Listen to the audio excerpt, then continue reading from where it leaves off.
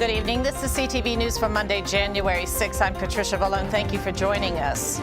Well, it has been nearly a year and a half since the fatal crash that killed a well-liked Prince George's County police officer.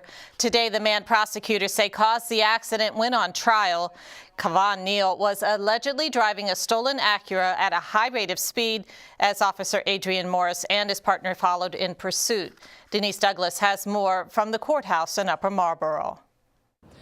With the jury selected in the Kavon Neal trial, both sides proceeded with opening arguments here at the courthouse this afternoon. The prosecution, in a nutshell, saying that Neal caused Officer Adrian Morris's death. It all started when Neal and Kenneth Mitchell allegedly stole a purse from a gas station back in August 2012. Morris and his partner were called to the scene and began pursuing the vehicle. One of the prosecutors told jurors that he will present evidence showing that Neal was driving at over 100 miles per hour, which caused Morris to lose control of his police cruiser and end up in a ditch off of I-95. As you know, Officer Morris died. On the other hand, Neal's attorney said there is no evidence he was the driver or that a crime was committed and referred to the incident as a tragic accident. Meanwhile, Kenneth Mitchell, believed to be the passenger in the car with Neal, pled guilty last October to unauthorized use of a motor vehicle and was sentenced to time served, which amounted to about 14 months. I'm Denise Douglas at the courthouse, CTV News. Neal's trial is expected to go the entire week. Also in court today, the men accused of murdering a Howard University student, Michael Jordan and William Knight, will stand trial starting today. Both are charged with first-degree murder in the death of Alonzo Guyton back in 2011. Well, the big freeze is drifting into our area. When the blast hits us, temperatures will take a nosedive. Prince George's has declared a code orange for tomorrow, and that will delay school for thousands of children and office workers. Byron Scott has the story. Prince George's County will be in code orange tomorrow. So what does that mean for schools and offices? Schools will be opening 2 hours late. Offices will be opening 2 hours late. Emergency personnel will be reporting on time. It's Mark Drescher's job in part to make sure those 1,200 plus buses are rolling tomorrow, and with temps expected to hit extreme lows, today was a day of preparedness, not just for the buses, but for the school facilities as well. We're starting tomorrow morning at 4 a.m.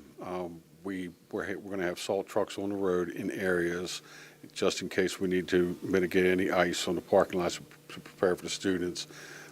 We've set our buildings to operate in an occupied state, which means the heat's going to stay on as if the building's occupied, mainly to keep pipes from freezing. Sam Stefanelli says this is the first time in years that Washington Gas has asked them to curtail their gas usage over the next day or so as to alleviate pressure on the pipes. It's been probably about 10 or 15 years since we've seen these types of temperatures. The cold weather is why the county is opening 6 warming centers for residents who may be without power. Basically, it is just a place where residents can get warm and stay out of the cold. It's not a shelter. Warming centers are very different from shelters. It's a place that residents can go. They are open with designated hours, but they can just go and stay there to stay warm and have some heat. Here is a list of those warming centers: Suitland Community Park School Center in Forestville, Seat Pleasant Activity Center in Seat Pleasant, Kentland Community Center Park in Landover, Deerfield Run Community Center in Laurel, Bowie Community Center in Bowie, Harmony Hall Regional Center in Fort Washington. And for information regarding the hours of operation of each center, call 311. Byron Scott, CTV News. The County Council holds its annual retreat today. Its top issues include economic development in Prince George's, the status of the regional hospital, and the county budget.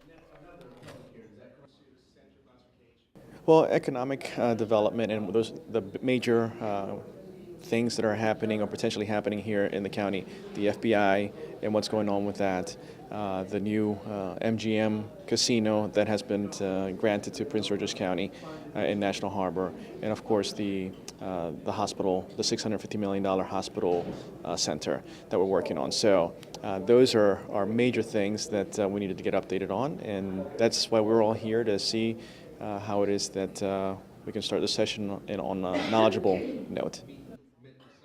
And the two-day retreat is being held at the Westin in Annapolis.